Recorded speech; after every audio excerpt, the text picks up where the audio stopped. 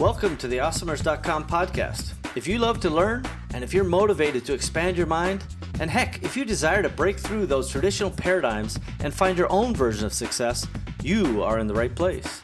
Awesomers around the world are on a journey to improve their lives and the lives of those around them. We believe in paying it forward, and we fundamentally try to live up to the great Zig Ziglar quote, where he said, "You can have everything in your life you want if you help enough other people get what they want." It doesn't matter where you came from, it only matters where you're going. My name is Steve Simonson, and I hope you will join me on this awesomer journey. If you're launching a new product manufactured in China, you will need professional, high-resolution, Amazon-ready photographs. Because Simo Global has a team of professionals in China, you will oftentimes receive your listings photographs before your product even leaves the country. This streamlined process will save you the time, money, and energy needed to concentrate on marketing and other creative content strategies before your item is in stock and ready for sale. Visit simoglobal.com to learn more, because a picture should be worth 1,000 keywords. Hey everybody, Steve Simonson back again with another episode of the Awesomers.com podcast series. And you may be surprised to know, but this is episode number 68. So all you have to do is go to awesomers.com/68, and you'll see all the magic behind the scenes, show notes and details. Sometimes we even throw a transcript in there for you, which is makes it easy to search and maybe easy to copy and paste for your own usage. Now, today's an Awesomer Insights episode, and this is Steve's Axioms Part 2. So, in episode number 58 of the Awesomer series, I gave my first half of my axioms, and today I'm going to give you Part 2 of those axioms as well. I want to call your attention to the idea that Insights episodes are where an expert, or at least me proclaiming myself as an expert, comes on and shares some of the insights and some of the tips and hints. And this is one of those types of episodes. So in our first part of this series, by the way, this particular episode, we talked about the first 11 axioms that I've shared. And I think those are very, very important. So if you're listening to this, it's not that you won't be able to get anything out of this episode if you haven't heard the first one. You certainly will. You'll count from 12 to 22, which means it may seem a little out of sequence to you. So if you want to get the full context of this episode, be sure you listen to awesomers.com/58 first, and then this number 68 will line up and sync up just fine. Now, if you don't, carry on, no problem. You'll still get, I think, just as much out of this episode, just understanding why we're starting at the number 12. So, number 12, without further ado, is I put my name on it. And what does this mean? So this is part of a cultural thing that I try to instill, and it's certainly something I believe. When I say I put my name on something, I mean that on just about every action that I do, and it really should be every action. So if I'm making a phone call to someone, I put my name on that call. If I'm making an email to somebody, I'm putting my name on that email. And I mean this both figuratively and literally, but mostly figuratively in this case. So, sure, when I'm putting an email, I clearly put my name on it. I'll sign it or whatever. I've got my little footer bit that you paste in, and what do they call that? Anyway, the little piece at the end of the email. And the reality is, that's less important to me than the spirit of what I'm trying to get across. So, if I'm doing something, whether it's interacting with a colleague, with a vendor, with a customer, it doesn't matter where the interaction is coming from or how the interaction is being managed, right? The mechanics of in-person or email or Slack or messenger chat or phone call, none of that's relevant. What matters is, when I put my name on it, then I should be proud of that interaction in the best way that I can be. So again, to dive in just a little bit on this, what does this mean? When you think about this concept of putting your name on it, this means that when somebody comes back to you and says, "Hey, look at this video of you," just pretend that some satellite somewhere. I'm sure the NSA has satellites following you every day. They got this interaction with you, and let's just say you were rude to a waiter. Let's say that you were mean to one of your team members, or let's say you lost your temper with a vendor or someone. that's you putting your name on something. And if you're not going to be proud of that interaction, I think you really should take a step back and think about why. In my view of the world, the way we behave is a very important thing because it's the foundation of how you want other people to treat you, right? The good old golden rule. Treat others as you want to be treated, or, do unto others as you would have them do unto you, I think is the more appropriate quote. But the point is, if you really want that golden rule to be in place, then you better treat people right. And you should also do your level best effort. And I'll give you a quick story. So I had an executive worked for me, and he's a very smart guy, very bright guy. But when I asked him for a particular report, he would just kind of call it in. He didn't even half-ass it. He quarter-assed it. It was a real pain. And so I would coach him, and I would say, hey, listen, the purpose of this report is, blah, blah, blah, and this is why it's so important to the organization. And, so I'm trying to do my part in explaining the purpose and the nature and the logic behind it. This is not just busy work that I decided to, put somebody on. I don't have somebody go dig a ditch and then fill it in and dig another ditch. There should be a purpose to what we're dealing with there. And so, but he just wasn't getting better. So the next time he turned in the report, I just looked at him and I said, hey, is this your best effort? Did you put your name on it? And he's like, let me just take another look. And again, this is a talented, smart guy that I respect and I like genuinely. But I just asked him in that same way, is this your best work and did you put your name on it? He's like, let me go see if I can tune it up a little bit. So he comes back after some, short period of time elapsed. He's like, okay, here you go. And I'm like, is this your best work? And did you put your name on it? Just exactly the same question. I haven't even read it. And by the way, he emailed it to me as asking for feedback. And I had not read it yet. And I just asked him, kind of in a leading way, is this your best work? Did you put your name on it? And so he's like, let me just take one more look. And so he went back in. He emailed it again. He came, and he kind of a little bit exasperated. He came back to me, and he's like, all right, that's as good as it's going to get. That's it. And then I let him know, okay, well, now that you've said you've done your best work, now I will read it. More or less, I had implied that I had read it before, but I hadn't. Now, I'd never said I read it, but the point was, I told him, I said, this is when you submit your work to me, when it's your best work and when you put your name on it. Don't waste the time for either of us sending in anything that is less, second best or not your level best work. And it was an important teachable moment because, I shouldn't have to push anybody in my organization, and they shouldn't have to push me or push each other to put our name on it, to do our best right off the bat. And I want you to really think about you doing your best right off the bat. Don't hesitate. Don't delay for a moment that effort to put your name on it from the very beginning. So I hope that is instructive. I really do believe in it, and I highly encourage this to be a part of your culture, because if everybody is proud of what they do, like it could be an interaction with a customer. When you look back at the chat transcript or the email, and your team member, your colleague, your partner, whoever's reading that, if they see it and they're like, ugh, I could have done a little better, then they have some responsibility and accountability to you. And by ingraining this idea of I put my name on it every time, every interaction, it's a better way of living, and it's a better way of cooperating with each other. And it's a way to hold each other to the same standard. If you, in fact, put your name on it, you should be able to hold your colleagues, your boss, your partner, whoever, to the same standard that you expect to be held to by putting your name on it and doing your best work.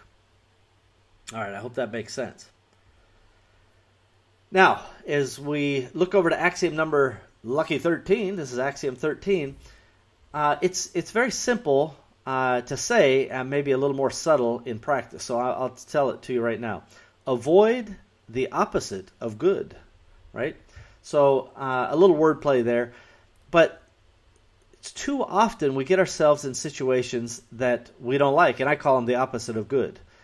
when you find yourself and, maybe the marketing budget was overspent, that's the opposite of good.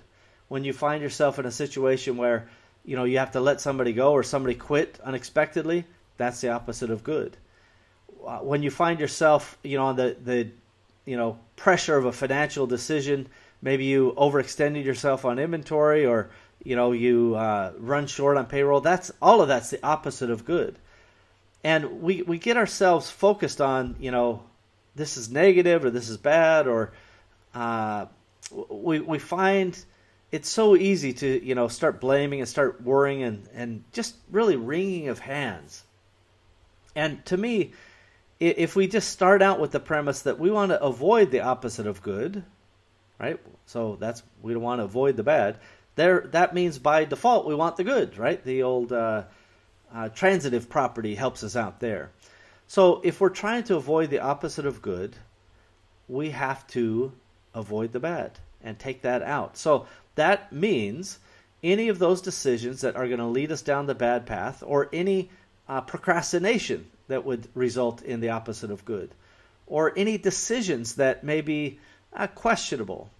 Maybe you're trying to rush through a new hire process. Maybe you're trying to just try something, and again, you're not doing quite enough to make something adequate or ideally good. It's more likely to turn out as bad. So you want to avoid the opposite of good. And again, this is not a breakthrough area, right, where I say, hey, don't do bad stuff, or avoid bad outcomes. Seems like it's pretty obvious. But when we twist it to say avoid the opposite of good, it really does put us in focus of, oh, well, if I don't want the opposite of good, I better focus on getting the good. And again, this pervades every part of your thought process, your organization, etc. All right. So axiom number 14 is, it starts with the word is as well. Axiom number 14, is the juice worth the squeeze? And so this is it's a fun little way to say, is this effort worthwhile? If you're going to have to burn a ton of calories to launch this new ad campaign, can that ad campaign rationalize and justify the amount of time you have to put into the effort, the work?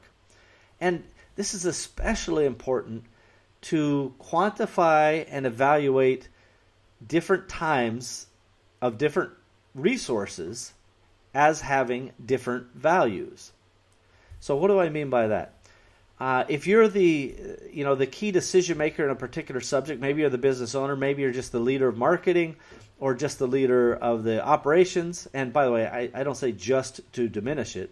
I'm saying if you're responsible for that individual area, that sole area, then you're going to be focused on making good marketing choices or operations choices. Whereas if you own the whole business, you got to make sure that you're measuring the juice and the resource time across the entire organization. So as an example, if you own the business, your time is probably more valuable than somebody who's making graphics.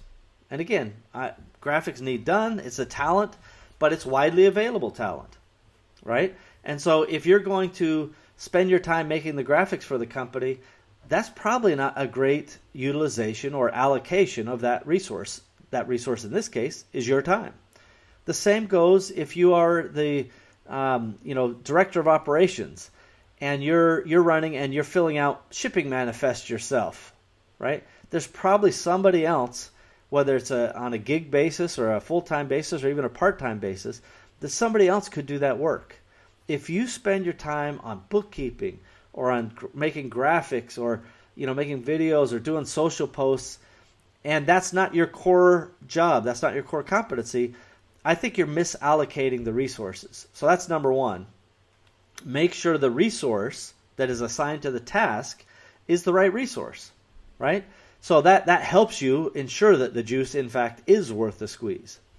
The other thing, just from a very strategic level, is you have to ask yourself, if this idea, whatever harebrained scheme you've got cooking up, if this really works, is it going to be a big enough payoff to justify the time and the energy, maybe money that it requires to pursue this particular idea?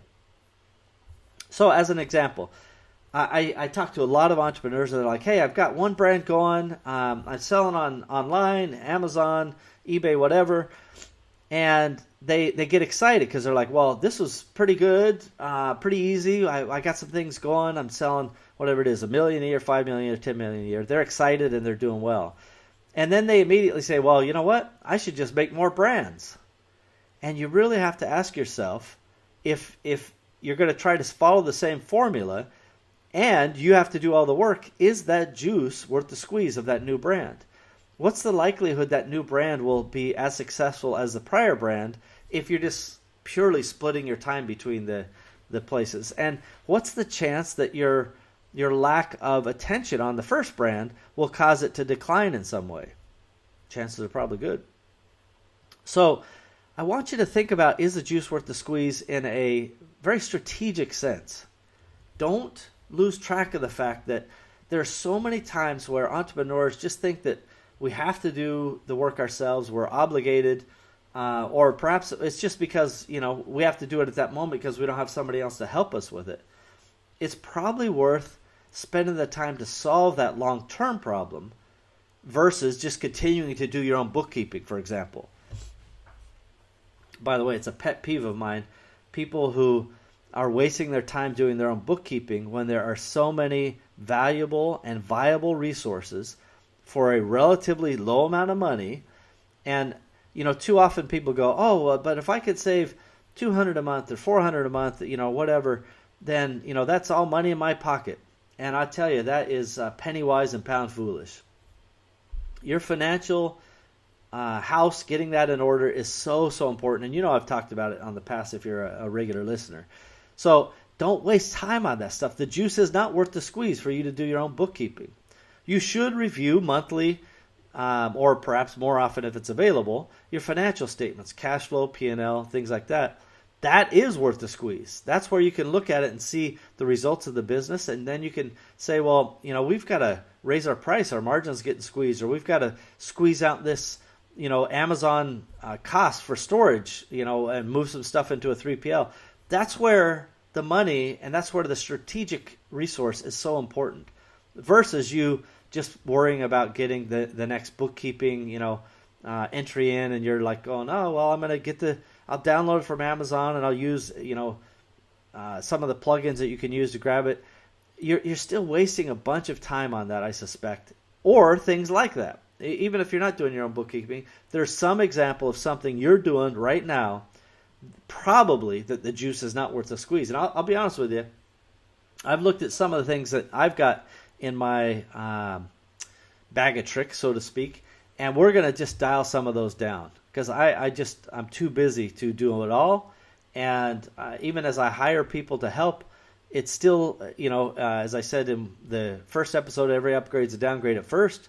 And, it's too much to do at one time. So even myself, I get a little ahead of the curve and then I got to dial it back and make sure that I'm not going to drive myself nuts, and make sure that we can fulfill the vision of some of the things, some of the core needs that we're working on. Okay. One of my favorites, beware of boomerang delegation. All right. Have you ever delegated something to somebody only to have it rear its ugly head back to you a few days later, and more or less where you have to do the job? And I swear, this has happened to me many, many times. And some of the boomerang delegations are because I didn't set up the original delegation and the task management properly. And some of them are lack of organizational sophistication or resources. And those are, that's kind of my responsibility. No dissing my people. But sometimes it's just like people are passing the hot potato from one to another until it bounces back to you. I know I'm mixing metaphors here. But imagine this delegation. It's a big boomerang, and you've thrown it. And I'll give you an example. So I don't remember the exact thing. I think I said I needed some sort of financial data or financial input. And so I talked to a key executive, and he said, we'll get on that. We'll get it back to you. And then he delegated it to, his next in line, who would be the logical, kind of owner of that particular responsibility. And then that person found one of the people on his team and assigned that person the responsibility to get this financial detail done. Now, that person who's 3 away from me then called me up and said, hey, how do I do this financial thing? I got this assignment from so-and-so. That is the ultimate boomerang delegation. And I should have been wearing a helmet because that one smacked me so hard. The fundamental part of this puzzle is by establishing a proper resource and a proper accountability for each task, you can avoid some of these boomerang delegations. If you've ever had a boomerang delegation, I know that you are chuckling, if not rubbing the back of your head a little bit, going, oh yeah, that hurt. That hurt bad. So remember that, boomerang delegations happen to any of us, and your mission should be to avoid these things and to beware of them by setting up the task management or the accountability in advance. And when you set it up, you should basically ask questions like, do you have all the resources or the skills necessary to accomplish this goal? If they say no, then say, what are you missing? What skills or resources are you lacking? And if they say, well, I just don't know what you're talking about, so I'm going to have to go ask people, that's a problem. That's a leadership problem, not a delegate problem, right? The person you're delegating to is not responsible for not having the skills or resources. That's you as the leader or whomever is asking for this delegation to happen. So I hope that makes sense. When the resources and the skills are in place, when there's appropriate accountability, those boomerangs should not swing back at you. And I hope that you can avoid some boomerangs in your future as a result of knowing about this. Axiom 15, beware of boomerang delegation. Now we're going to take a quick break, and when we come back, we're going to talk about a little bit more of my favorite axioms. Then these things really should guide you towards making your business better, faster, and smarter. We'll be right back after this. Catalyst 88 was developed to help entrepreneurs achieve their short and long-term goals in e-commerce markets by utilizing the power of shared entrepreneurial wisdom. Entrepreneurship is nothing if not lessons to be learned. Learn from others. Learn from us. I guarantee that we will learn from you. Visit catalyst88.com because your success is our success. And giddy up. Okay, we're back, everybody. And here we are on the Awesomers Podcast, episode number 68. As always, just go to awesomers.com/68 to see the nitty-gritty behind the episode details here. Now, we're on to axiom number 16. And again, this was one of those that may sound simple, but it's got so many layers. And this one says, if it was easy, anybody could do it. Right? If it was easy, anyone could do it. So, believe it or not, as trite as that may sound, I often remind myself of that, and I remind my team of that, and they remind me of that as well, right? As we're struggling with things that are very, very difficult, often we call them impossible problems, then we say, you know what, if it's easy, anybody could do it. Let's just take a deep breath and remember, this is not just a slam dunk or a layup or whatever, a simple analogy would be.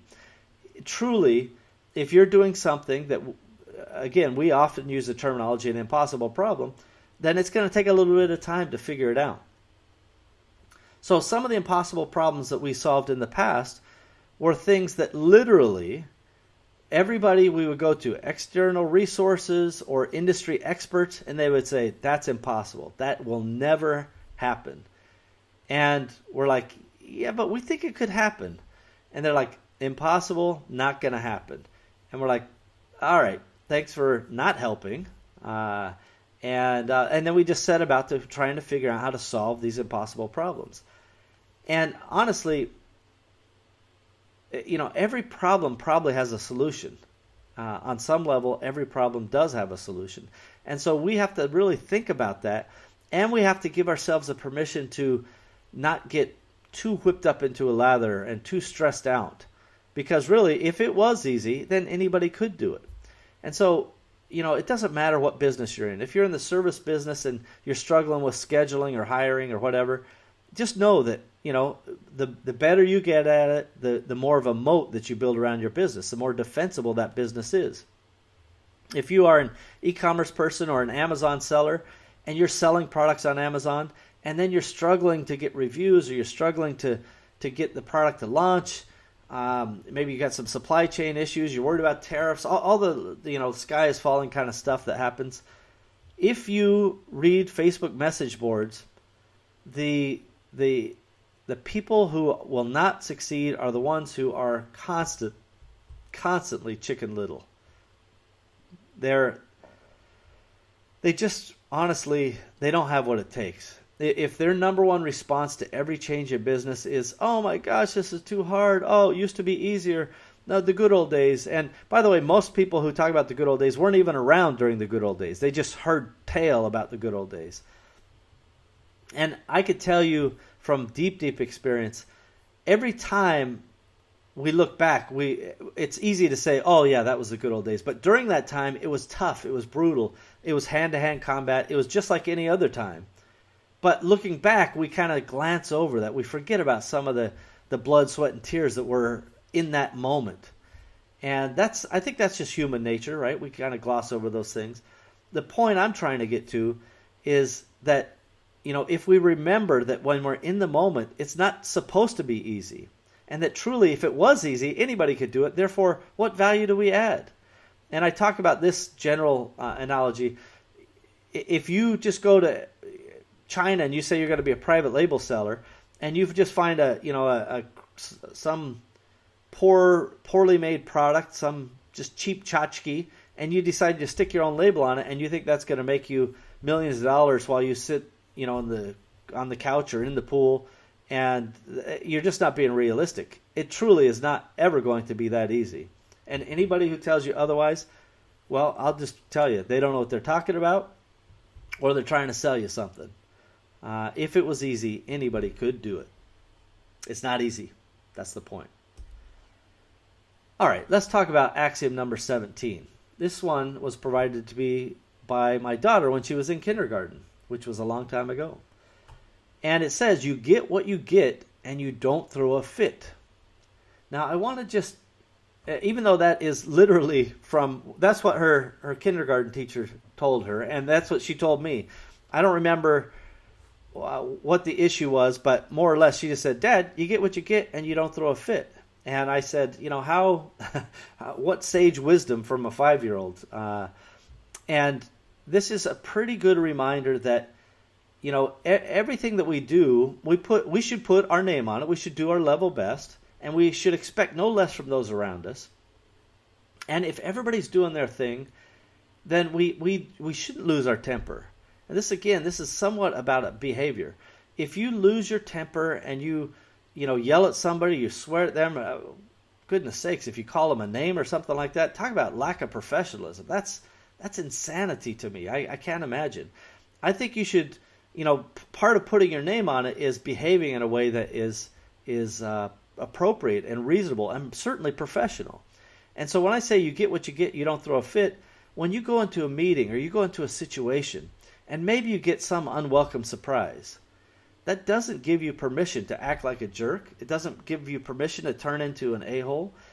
I do not like dealing with a-holes. When I find that, if I go on a date and the woman is mean to the waiter, that is the end of that.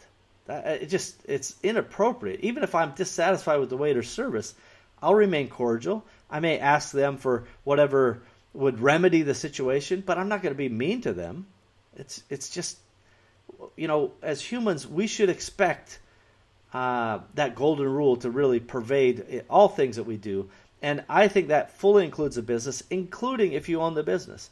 If you are a jerk, if you are mean, in any capacity, it doesn't matter if you own the business or you work within a business, if you are mean to your colleagues, you're not going to get good responsiveness from them. You're not going to get good cooperation from them. If you're mean to your vendor, why would they want to collaborate with you? Why would they want to help you? If you're mean to anybody, you should not be surprised when they don't jump out of their seat to try to help you when you need it most, by the way. So this idea of you get what you get and you don't throw a fit, it means take the inputs, take whatever the situation is, maintain, a calm and professional demeanor, and then figure out what to do from there. If the result was unsatisfactory, fine.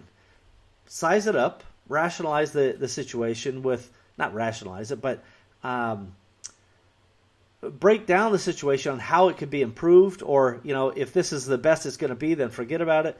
But you don't react to it, in my opinion, in a negative or unprofessional way. You certainly shouldn't lose your patience, and you shouldn't treat people in any other way than you should expect them to treat you. That golden rule is, pervasive in all axioms, I think.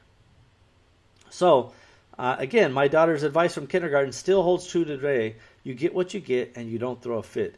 And if you find yourself throwing fits or being grumpy or just being a jerk to people, then you need to take a step back and you need to do some self-reflection and introspection, because you need to fix that behavior. And if you're not going to fix it, then you join the basics. You're no awesomer, right? Awesomers are, people who want to break the paradigm of normal. They want to be better. Normies are like, hey, status quo is fine. We're just along for the ride. And basics are the ones who are jerks and a-holes to everybody. Don't fall into that camp. You don't want to be in that group. It's not an esteemed group to be hanging out in, believe me. Geez, now I say believe me, I sound like that crazy politician. Whether you like him or not, you gotta admit there's some craziness there. Okay, so axiom number 18. Something is better than nothing. Now, this sounds, again, almost trite, right? Almost trite. And what I mean is when you find yourself in developing an idea or a concept, if you're trying to articulate it, putting something down on a piece of paper is better than nothing. Starting with something is better than starting with nothing. If you are trying to make a new product, doing some product research is obviously better than doing no product research. When you're trying to launch the product, doing some kind of marketing is better than doing no marketing, even if it's not perfect. And this again, we talked about in the first half of this particular episode, the part 1, at awesomers.com/58, that, we don't want to have perfect being the enemy of good. And something truly is better than nothing when you are trying to iterate and make your business better. And we're going to talk more about that in a minute. So deliver something. Start with something. Don't try to skip to the end. That's usually not going to work out very well. Deliver something. Ask your team to deliver anything. And start with that, even if it is not at the optimal level.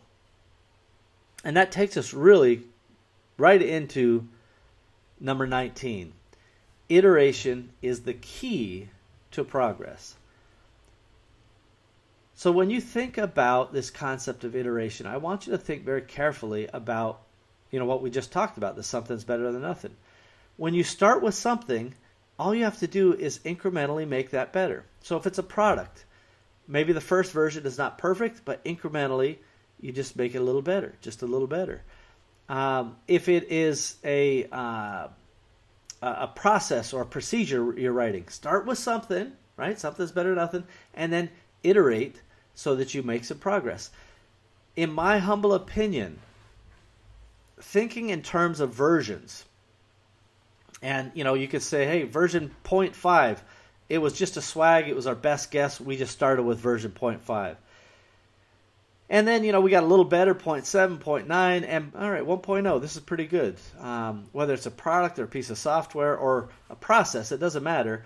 Once you're kind of that, you've done a couple iterations, it's better. And at version 1, you're probably, hey, this is all right. I'm satisfied. This works. But by the time you iterate a few more times and then you hit version 2, you'll look back at version 1 and go, whew, that's kind of embarrassing.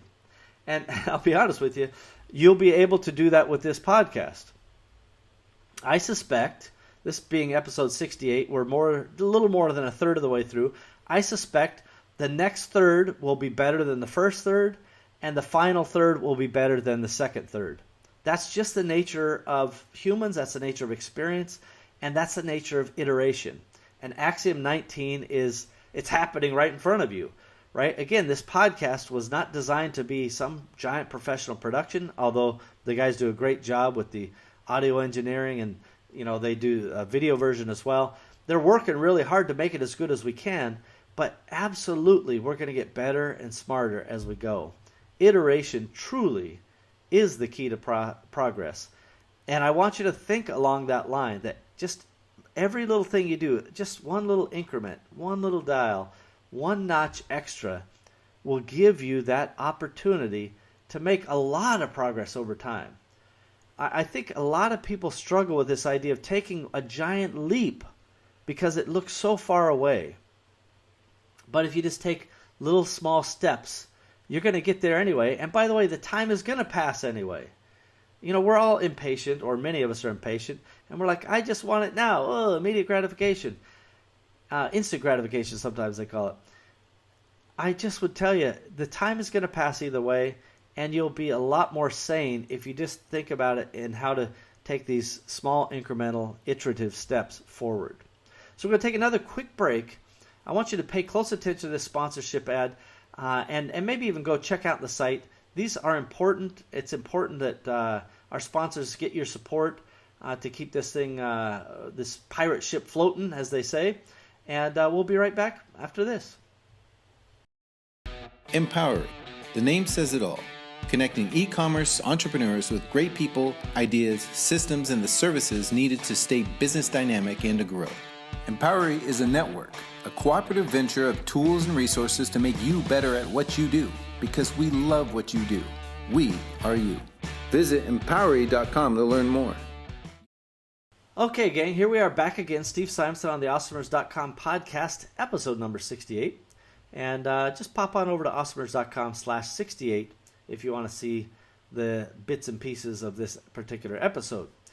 Now, axiom number 20 is something, again, I learned a long time ago, and the axiom says, it will never work the first time. Now, this is a close relative to axiom 21, which we'll talk about in a minute, but it will never work the first time. So I learned this in probably 7th or 8th grade when I took my first computer programming class. Now, although I'm going to date myself, this is probably in the early 80s. 1981, 1982, I took a computer programming class because my little brain at the time said, I think computers are going to be big in the future. And, that's one call I got right. So as a kid in junior high, also called middle school, I think in some places, the teacher, one of the first things he told us, I forget his name, but he's a brilliant teacher and taught me an awful lot. And he said, to his students, hey, just so you know, it will never work the first time. When you're making a computer program, he just told us it will never work the first time, trying to set our expectations, trying to help us understand that, part of programming computers is to expect errors and expect it to break and expect it not to work. And I swear that from the moment he said that to right up until about 10 minutes ago, I've tried to break that rule every single time. That axiom of it will never work the first time. I've tried to prove him wrong. It might have been Mr. Taylor. I don't remember. But I've tried to prove Mr. Taylor, if that was his name, wrong for decades. And he's still right. And so what does this mean to you? If you can really understand that it will never work the first time, that gives you a little bit of permission to relax and to be patient. So, what do I mean by it'll never work the first time? If you're not programming computers, you may say, that's irrelevant to me. But I would submit that your first product probably won't be some giant home run. Well, if you're developing your own brand and you're launching your first product, probably won't be just a walk-off home run on your first time at bat. Unlikely that's going to happen. Are there examples and anecdotes where it's happened? Yeah, there's a couple out there. But by and large, it's never going to work the first time. And I suspect even in those stories of where somebody launched a product and we now know them to be successful and have a robust business, there's probably some iterations inside of that product or that launch that did not, in fact, work the very first time, that took all of that little incremental and iterative change to make the progress that I've described in the prior axioms. What's my point? From the outside, we may look at stuff and we go, gosh, man, that person, they are so smart. She knocked it out of the ballpark, and I just wish I could be like her. And I'll tell you, no matter how successful somebody is, there's so much more to what went into their success than what we can see on the outside. I can guarantee you, the first time you run a Facebook ad, it's not going to work. The first time you try to put a website together, it's not going to work. The first time you make a webinar funnel, it's not going to work, right? And just fill in the blank. It will never work the first time. Now, somebody could say to you now, well, gosh, I made an email just yesterday, and it did great. All my metrics, all my performance, it was just wonderful. And it's like, all right, fine. Was that your first email? Well, no, I do an email, every week or every day or whatever. It's like, all right, well, that wasn't your first one then. Give me a break. The point is, when you're embarking on something new, don't expect that it'll work the first time. Why would you? It's a little arrogant to assume that in one hand, but worse than the ego factor is the patience and the impatience and the frustration that goes along with it. There's anxiety that can happen if you set your expectations improperly. So just trust me, it'll never work the first time. All right, and as I said, a close cousin to axiom number 20 is axiom number 21, which says it will always cost more and take longer. And I can tell you, this one needs to be said again and again. So whether you're developing software, whether you're developing a new product, whether you are making a systems and procedures document, whether you're trying to hire somebody, it's almost always going to cost you more than you expected and take longer than you expected. And I can tell you, even after years of experience, in my case, decades of experience, we still often will kind of under budget what an effort will take and how fast it will get traction. It's not because we're stupid or incompetent, although I wouldn't rule that out.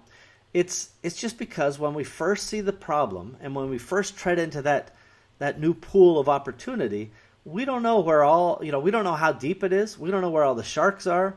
And so it's only as we wade farther and farther into that pool do we start to understand, oh, I didn't know this, I didn't anticipate this, and now it's going to cost a little bit more time and a little bit more money. And, we can't anticipate everything. We literally do not know what we do not know. And when you embark upon some new project or mission or product or business, just expect that it's going to take more time and it's going to cost you more money. So don't put all your eggs right on the first, basket. A lot of people are surprised after they take a training course and learn how to sell on Amazon that, that was an investment, and that was a good investment if you got the right kind of course. There's plenty of slime ball sellers out there, but there's definitely some great sellers out there of wonderful courses to help you on Amazon and other places as well. If you get a good one, that investment's worth it. Your time will be greatly rewarded from it. But it's still going to cost you more and take longer because you've got to go find some inventory. You've got to go, figure out how to solve the supply chain problem and shipping and, how do I get a UPC code? All of those little tiny details that you may not have contemplated when you first bought the training course. And that's okay. That's my point. It's okay.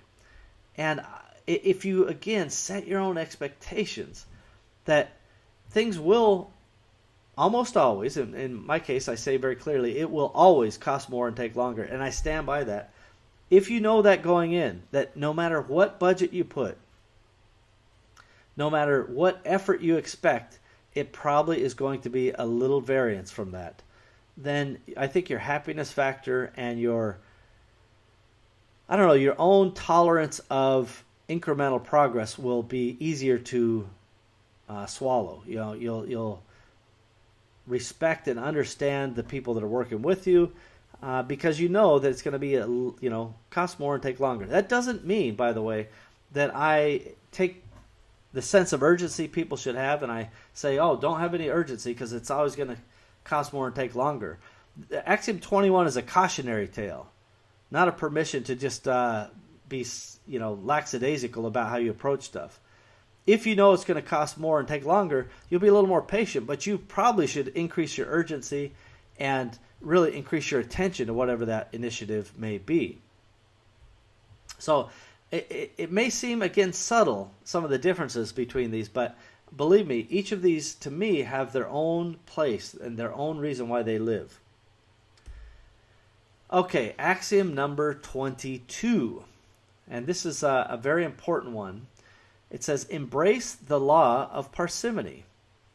Now, a lot of people don't know what parsimony means. And I kind of hacked my own definition of it.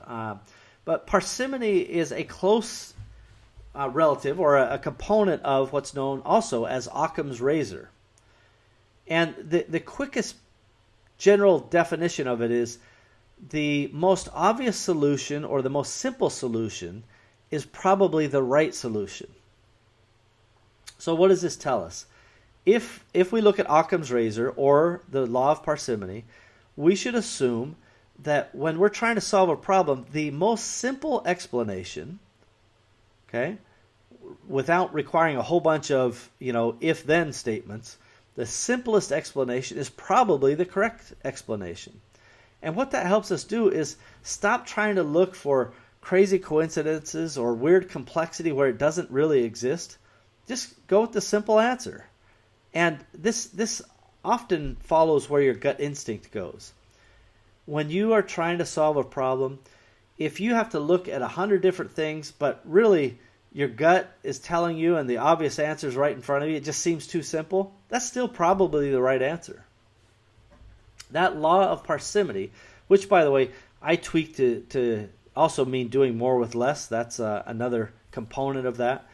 And that's a different axiom, doing more with less.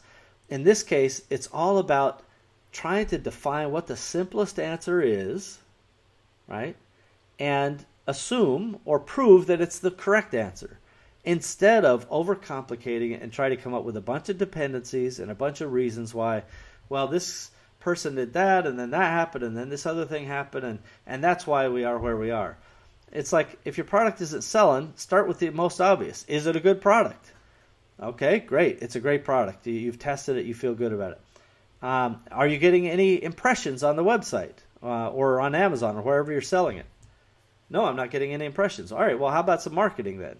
Obvious answer is you're not doing anything to generate awareness.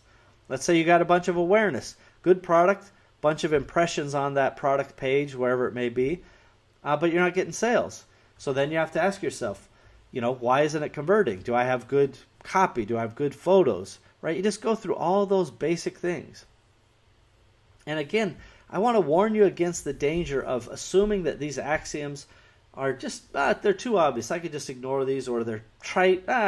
Everybody knows the simple answer is the correct answer. The law of parsimony and Occam's razor, for that matter, are very, very important concepts, not just in business, but in science and in many other areas of life.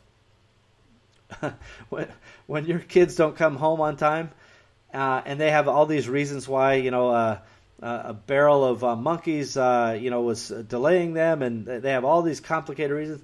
The reason is much more simple than that. Any parent would know this. If you have a staff member who is showing up late, and they give you a whole, series of different reasons why they have a problem, the answer is, they're probably just not that into the job. I had a person who I really trusted, and she had worked for me before, and this was a couple years back, but she would just disappear for long periods of time, and every time there was a whole big rigmarole that went with the absence. And, after a number of these absences, because I was very patient because I never expected this behavior from her, I finally just said, gosh, it's, it sure worked in the past, and I still love you and respect you, but I have to say it's not working now. So that's it for us. And that was after, clear communication and warnings and so forth. But the answer truly was the most obvious answer. She just wasn't into the job.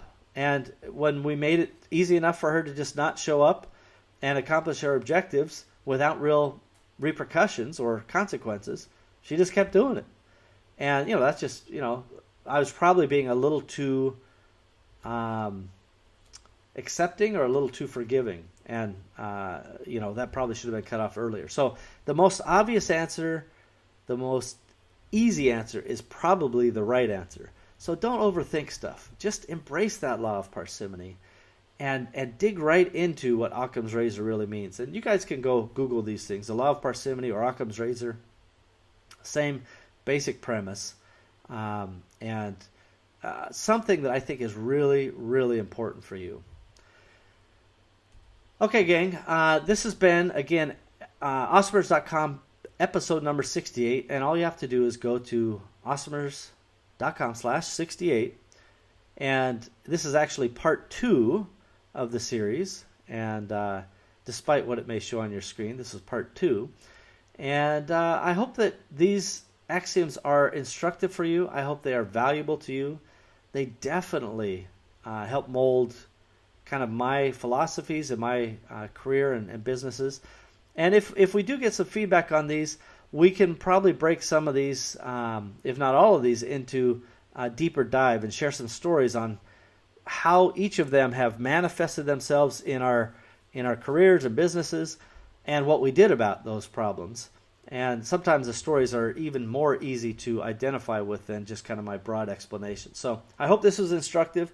As always, we appreciate you listening and sharing this with somebody you care about, and reviewing us as well. So we're going to go to a quick break, and then we'll be right back after this. Hey, Amazon Marketplace professionals, congratulations on your success to date. Your creativity, strategic vision, problem solving, and discipline have allowed you to build your own e-commerce business. Wouldn't it be great if you had more time to focus on the things that truly drive the sales and growth of your company? Instead of getting lost in a dozen different services and countless spreadsheets, what if there was one system that connected to your Amazon account and automatically gave you the information that you needed to make great decisions and really impact your business? Parsimony ERP can do that. Parsimony is the business operating system for your marketplace business. With Parsimony, you get true double-entry bookkeeping, easy financial statements, full customer service tools, and item-by-item profitability, along with project and task management, and more features are being added all the time. Learn more at parsimony.com. That's parsimony, PARSIMONY.com. Parsimony.com. We've got that. Well, we've done it again, everybody. We have another episode of the Awesomers podcast ready for the world. Thank you for joining us, and we hope that you've enjoyed our program today. Now's a good time to take a moment to subscribe, like, and share this podcast. Heck, you could even leave a review if you wanted. Awesomers around you will appreciate your help. It's only with your participation and sharing that we'll be able to achieve our goals. Our success is literally in your hands. Thank you again for joining us. We are at your service.